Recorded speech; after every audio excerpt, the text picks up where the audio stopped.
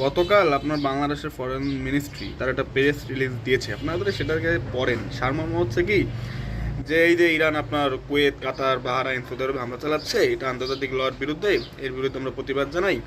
আর ইরানে যে আপনার এই কারা এই ইসরায়েল আর আমেরিকা হামলা চালাচ্ছে, এই ব্যাপারে কিন্তু আমরা এড়িয়ে গিয়েছি এ নিয়ে বেনিয়ে, ঠিক আছে।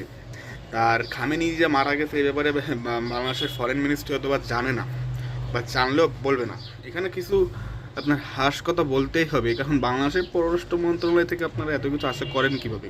যে দেশের পররাষ্ট্র মন্ত্রণালয়ের মন্ত্রী তিনি হচ্ছে ডুয়েল সিটিজেনের অধিকারী, অর্থাৎ তিনি মার্কিন নাগরিকও বটে এবং বাংলাদেশেরও ইউনূস সরকারের আমলে আপনার প্রধান আমাদের যে নিরাপত্তা উপদেষ্টা ছিল তিনি ছিলেন, অ্যান্ড এখন তো পররাষ্ট্রমন্ত্রীও।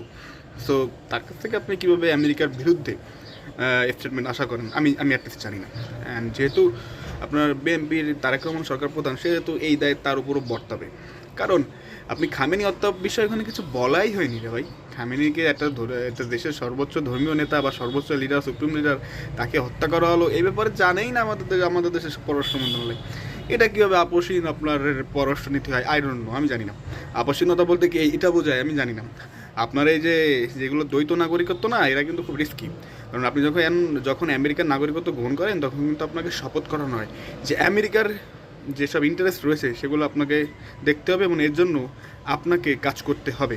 সো রজার খলিল বা আপনার এই পররাষ্ট্রমন্ত্রী যে Khalilur Rahman, I am sorry to say, আপনি এভাবে পাশ কাটিয়ে পারবেন না। কেন এই দেশের মানুষ কিন্তু আপনার এক তো ইরান ইসলামিক কান্ট্রি, খামেনের উপর আমাদের সহমর্মিতা রয়েছে, সেক্ষেত্রে আপনি এই দেশের মানুষকে চুপ করাতে পারবেন না। এট দ্য সেম টাইম এই যে নতজানু যিনি পররাষ্ট্র মন্ত্রণালয়ের যে বিবৃতিটা দিলেন, এটা কিন্তু আপনার ইতিহাস হয়ে থাকবে যে বাংলাদেশের পররাষ্ট্র মন্ত্রণালয় কতটা মানে কথায় কথা বলেন না যে আমরা বুক উঁচু করে কথা বলবো, সার্বভৌম দেশ আমরা কাউকে ভয় করি না, যেটা লিগাল কথা সেটা বলবো। কই কই লিগাল কথাটা কই?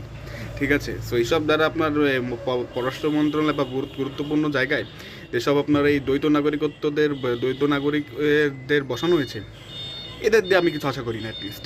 আর বিশেষ করে এখানে পররাষ্ট্র মন্ত্রণালয়েরও আপনার কেমন দোষ দিলে হবে না, কারণ আমাদের দেশে এটা তো ওপেন সিক্রেট যে প্রধানমন্ত্রীর কথা ছাড়া আপনার কিছু হয় না, গাছের পাতাও নড়ে না।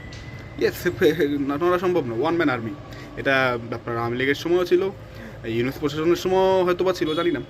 বাট রাজনৈতিক দলের সরকারের সময় আমাদের দেশে এটা থাকে যে প্রধানমন্ত্রীর কথা ছাড়া আপনি বিবৃতি এসব মূলত দেন না। আর যদি রজার খলিল আপনার তারেক রহমানের সাথে কথা না বলে এরকম কিছু দিয়ে থাকে, সেক্ষেত্রে তারেক রহমানের তাকে অ্যাটলিস্ট বলা উচিত যেটা সত্য সেটা তুলে ধরুন।